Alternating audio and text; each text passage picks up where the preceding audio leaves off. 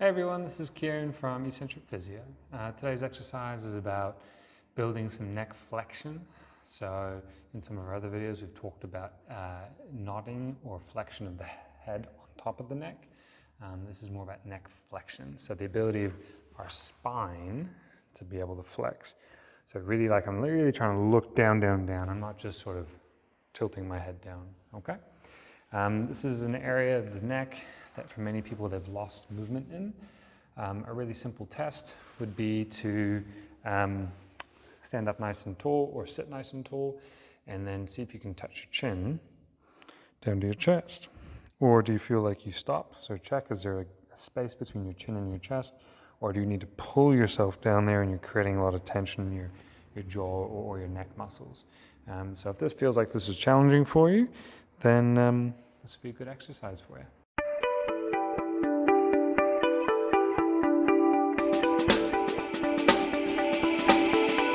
So with this exercise, how it's different to some of our other flexion exercises around the head and the neck is that we need to consider that for a lot of people, if your muscles are severely deconditioned or even just a little bit deconditioned, the spectrum of that, it can be quite different for everyone, particularly given our head weight is our head weight. And so if your muscles are a bit weak, then the ability to lift your head could potentially be quite challenging. And so even a few reps sometimes can be aggravating with this exercise. Now that's not a bad thing, it just means we have to choose the right amount. Now it might mean that there's a little bit of trial and error. With a lot of these exercises, sometimes they can be symptom provoking. You're just looking for a tolerable amount of symptom provocation. So similar to a lot of other rehab things, we really don't want to push through certain types of pain or certain amounts of pain. So typically as a rule of thumb, 3 out of 10 pain or less, kind of okay to continue through, but also later on, if you get more than 3 out of 10 pain, then you've done too much.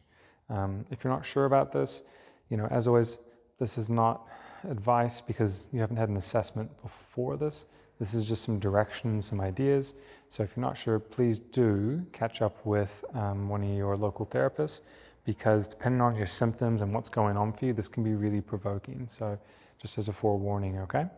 Now these muscles, particularly the longus colli is what we're interested in here because they go from our C2 or our second cervical vertebrae all the way down to T3, so down into our thoracic spine. So we want to emphasize that. So I'm going to give you an idea of what the full spectrum of this would look like and then how we're going to modify it, okay? So in our other video where we talked about AO flexion, it's the ability to nod and then lift up to a certain amount. Now those muscles are still going to be working, but I'm already at end range for this ability. So now I'm interested in, can I get my chin to my chest? Can I get that all the way there? And then come back down. And we're thinking about that kind of peeling up and peeling down. Now if I want to focus on more that lower portion, what I can do is start myself in a position where I'm already flexed at the top. And so something like a yoga block or a rolled up towel can be really helpful here because it can tip me into this flexion. And so now I'm already flexed and I'm already further down into my cervical spine. And so all I have to do now is curl the rest of the way. So I'm here, and I'm going to curl up and curl back down and curl up. And I really want you to try and embrace that double chin the whole time. So I start with a double chin, and I keep that double chin the whole time. I don't lose it. Particularly as I'm going down, I don't crane my head that way. Not a bad thing, just not the focus of our exercise, okay? So roll up a towel or get a little yoga block to put you into this little nodding position. And then you're going to go up and down, up and down. And you'll start to feel a little bit of fatigue in through the front of your neck. If you don't, wait a day or so and you might feel some fatigue then. And if you still don't feel anything after a few days and you've done a few reps, you're like, this is actually quite easy, maybe move on to one of our harder exercises, okay?